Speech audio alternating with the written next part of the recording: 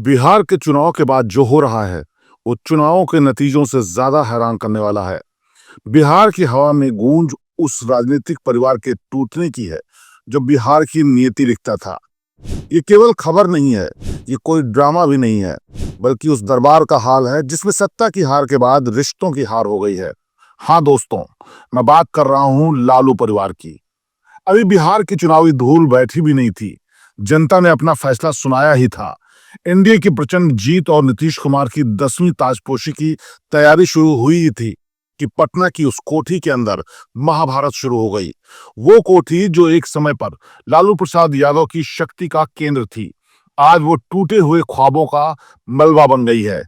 याद है आपको, वो परिवार जिसकी एकता की मिसाल दी जाती थी, जिसमें एक बेटी ने अपने पिता को किडनी दी, एक भाई ने संगठन संभाला, सब साथ थे ताकि बिहार की गद्दी पर राजद का झंडा फिर से लहराने लगे। लेकिन जैसे ही हार हुई, जैसे ही उम्मीदों का महल ढहा, अंदर के दुश्मन बाहर निकल आए।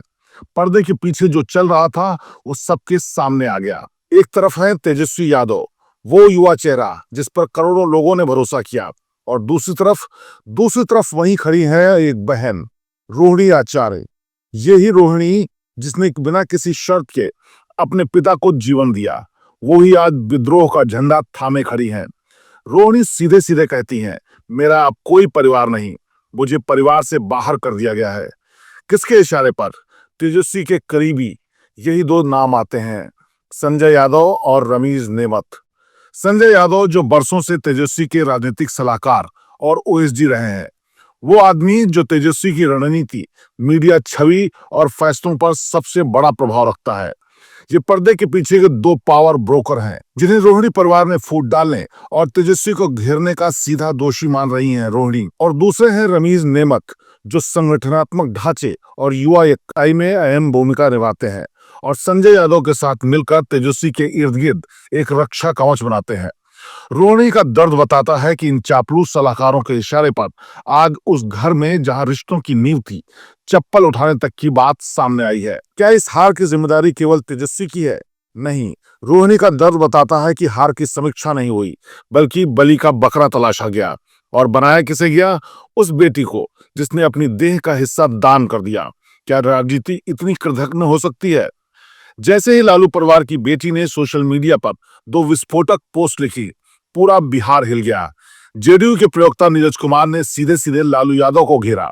लालू जी, आप चुप क्यों हैं? आप आज महाभारत के धृतराष्ट्र बन रहे हैं। आपकी आंखों के सामने आपकी बेटी को घर से निकाला जा रहा है। ये केवल जुबानी जंग नहीं, ये लालू यादव की उस मजबूरी पर सबसे तीखा वार है जिसमें वो न तो बेटे को रोक पा रहे हैं और न बेटी को समझा पा रहे हैं। आज तेज प्रताप यादव भी बाहर आ गए हैं, सुदर्शन चक्र चलाने की बात हो रही है। जरा सोचिए, एक परिवार, एक पार्टी, 4 टुकड़े हो गए। हाँ, तेज प्रताप ने रोहिणी को मनाने और पार्टी में ओहदा देने की बात कही है, पर परिवार की एकजुटता कहां गई? लालू आज भी चुप हैं। दोस्तों, राजद की ताकत थी लालू का नाम और परिवार की एकजुटता। आज दोनों पर सवालिया निशान लग गया है। अगर नेता अपने घर के अंदर विश्वास जीत नहीं पा रहा, तो वो बिहार की जनता का विश्वास कैसे जीतेगा? तेजस्वी की हार, रोहिणी का विद्रोह, चप्पल से पिटाई के आरोप, ये सब महज ट्रेंडिंग टॉपिक नहीं है। ये उस परिवारवाद की अंतिम चीख है जिसने बिहार की राजनीति को दशकों तक अपनी मुट्ठी में रखा। लालू यादव, आज आपके दरबार में न्याय और अन्याय का भीषण युद्ध चल रहा है। बिहार जानना चाहता है कि आप सचमुच धृतराष्ट्र बनकर अपने वंश के सर्वनाश का इंतजार करेंगे। यही वो सवाल है जिसका जवाब सिर्फ समय देगा। श्रेष्ठ भारत पर खबरों से जुड़े रहने के लिए चैनल को सब्सक्राइब और लाइक करें, बेल आइकन दबाएं और देखते रहें श्रेष्ठ भारत।